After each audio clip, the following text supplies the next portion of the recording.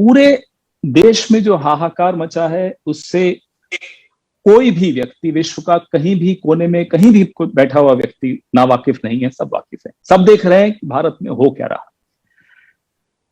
जो एक चीज प्रधानमंत्री को सबसे ज्यादा प्रिय है वो है अपनी एक नकली छवि। मैं पहले सिर्फ छवि बोलता था, लेकिन अब हम सबको ये स्पष्ट तौर पे पता है कि वो एक नकली छवि। उस नकली छवि को बचाने के लिए वो 18 घंटे, 20 घंटे, 24 घंटे, 24 में से 48 घंटे काम करने को तैयार होंगे। काम क्या होगा? उस नकली छवि को बचाए रखना। देश की चिंता नहीं होगी, कोरोना से जो लोग मर रहे हैं उनकी चिंता नहीं होगी, ऑक्सीजन के लिए लोग त्राही त्राही कर रहे हैं उनकी चिंता नहीं होगी, दवाई नहीं दे पाएंगे, अस्पताल नहीं दे पाएंगे, वैक्सीन नहीं दे पाएंगे, कोई चिंता नहीं होगी। चिंता एक बात की होगी कि विश्व में वो गुरु का दर्जा मिल जाए उन्हें, नकली वैक्सीन गुरु का दर्जा मिल जाए। आप पर जब सवाल उठाए जाते हैं या आप पर कोई आरोप लगता तो दो तरीके होते हैं।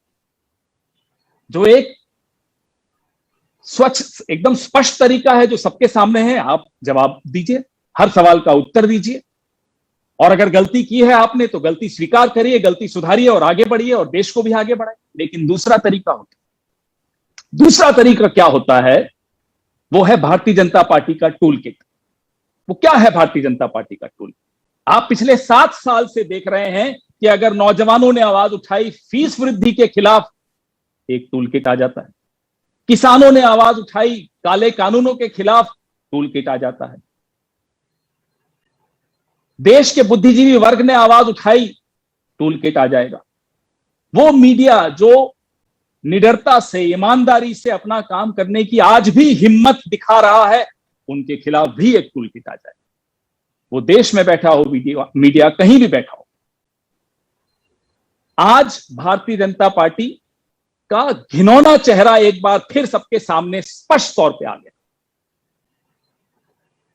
जो कार्यकलाप इनके हैं कि जवाब देना नहीं, गलतियां करते रहना, गलतियां दोहराते रहना, गलतियां मानना नहीं, और जो आप पर उंगली उठाए कि साहब आप ये गलत कर रहे हैं, उसको बदनाम करना, इन कार्यकलापों के चलते आज देश की स्थिति है।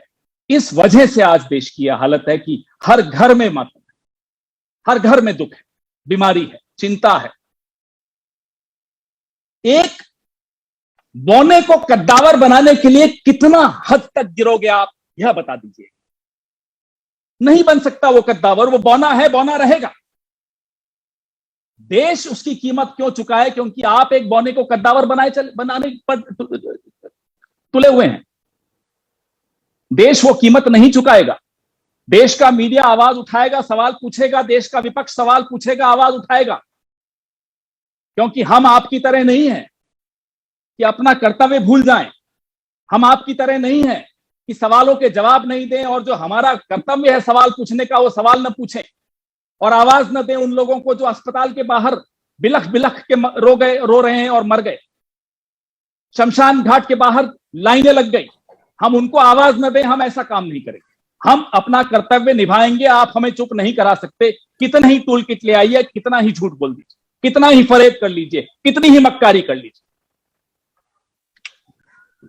आज भारतीय जनता पार्टी का टूल किट सबके सामने है। एक फर्जी कागज, मैं दोहराता हूं, मेरे साथ बैठे हैं हमारे रिसर्च डिपार्टमेंट के चेयरमैन राजीव गौड़ा जी, प्रोफेसर राजीव गौड़ा जी, प्रतिष्ठित प्रोफेसर हैं।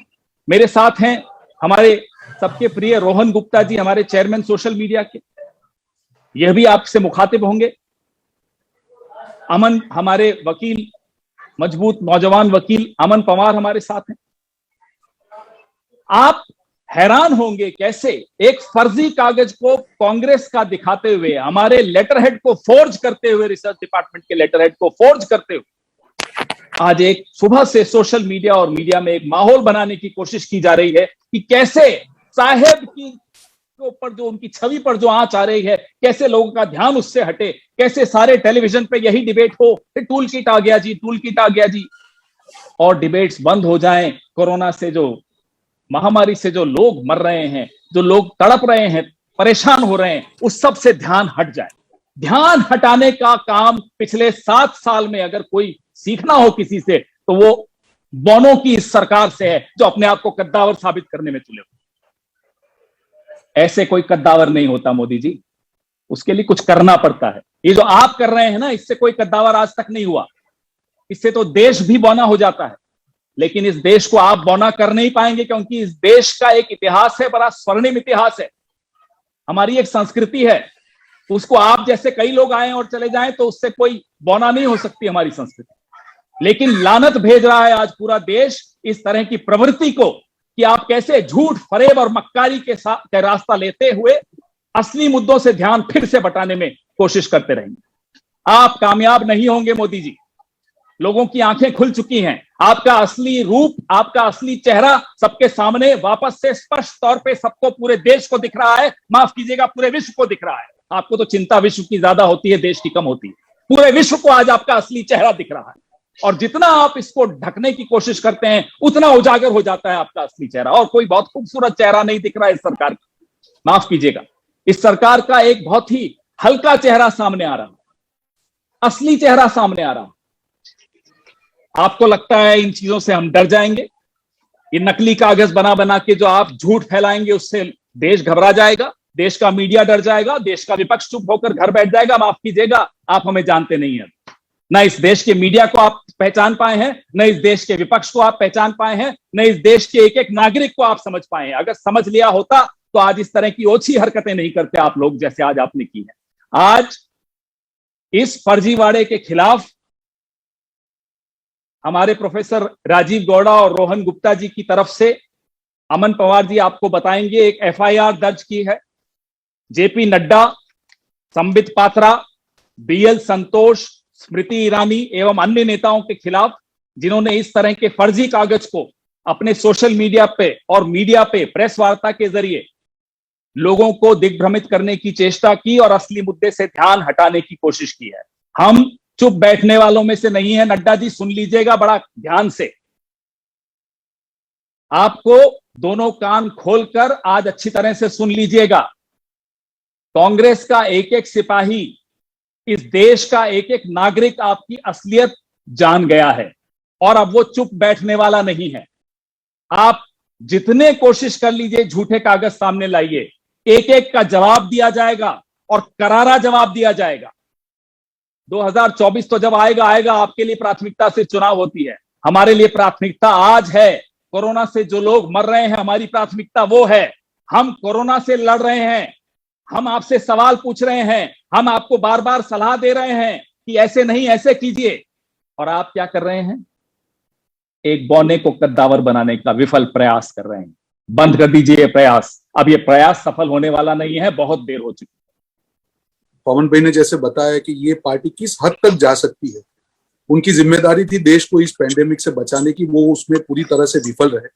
अब झूठ कैसे फैलाना, जिस प्रकार से आज सुबह से एक गलत डॉक्यूमेंट को, फर्जी कागज को कांग्रेस का बताकर उनके राष्ट्रीय प्रवक्ता हो, उनके मंत्री हो, जिस प्रकार से सोशल मीडिया पर फैला रहे हैं, बड़े ही दुख की बात। ये इनकी मजबूरी है, क्योंकि जानते हैं कि अब देश की जनता उनका असली चेहरा देख चुकी है, देश का भरोसा ये लोग गवा चुके हैं। अब ये भी भरोसा गवा चुका कि जो सत्ताधारी पार्टी है वो इतना बड़ा झूठ बोल सकती है। जो कांग्रेस रिसर्च डिपार्टमेंट का कागज बताया जाता है, जिसको ट्वीट का है, वो फर्जी कागज है।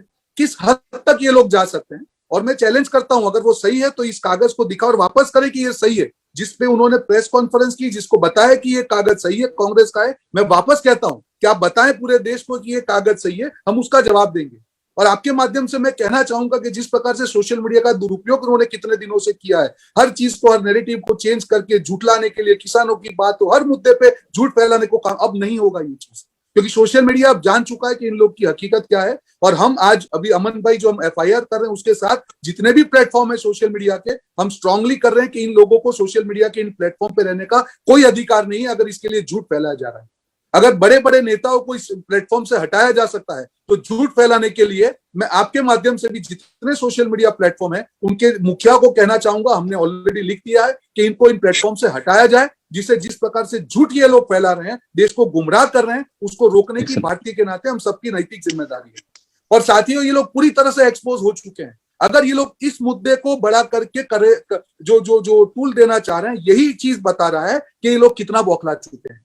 मैं धन्यवाद कहना चाहूंगा प्रेस के मेरे साथियों को, जिस प्रकार से देश की भावनाओं को, जनता की भावनाओं को उन्होंने पिछले दिनों में उजागर किया। वो ऑक्सीजन की किल्लत की बात हो, वो रेमडेसिविर की इंजेक्शन की बात हो, वैक्सीनेशन की बात हो, तभी जाके आज उनको ये मजबूर होना पड़ा कि झूठ का सहारा लेना पड़ा। आज कांग्रेस का हर साथी लगा हुआ है कि किस प्रकार से देश की जनता की मदद की जाए, किस प्रकार से हमारे युवा कांग्रेस के साथी हो, उनको ये रास नहीं आ रहा है, खुद कर नहीं पा रहे हैं, और जो कोई कर रहा है ये देख नहीं पा रहे हैं। तो मुझे लगता है ये इनकी मजबूरी है, पर हम ये, जैसे पवन भाई ने बताया, कि हम ये नहीं करने देंगे। सोशल मीडिया हो, किसी भी प्रकार से हो, इस झूठ का सामना हम करने में देश की जनता के साथ है। देश की जनता का अधिकार है कि इनके सवाल के जवाब मांगे कि क्यों इस प्रकार से बुरे पेंडेमिक में देश की जनता का साथ इन्होंने छोड़ दिया। और आने वाले दिनों में इस मुद्दे को, जब तक इसके ऊपर एक्शन नहीं लिया जाएगा, Congress party, social media department उसके खिलाफ खड़े रह के पूरी तरह से जितना जोर से हम लोग बोल पाए, विरोध करना चाहे, हम करते रहेंगे।